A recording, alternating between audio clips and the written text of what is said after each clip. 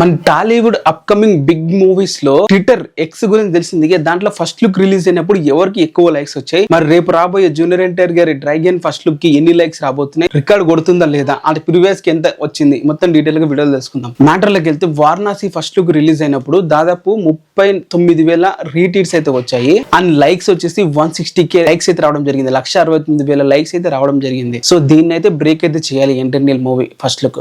And దాని తర్వాత సిరీట్ వచ్చేసి దాదాపు 23K రిపోర్ట్స్ అయితే వచ్చాయి.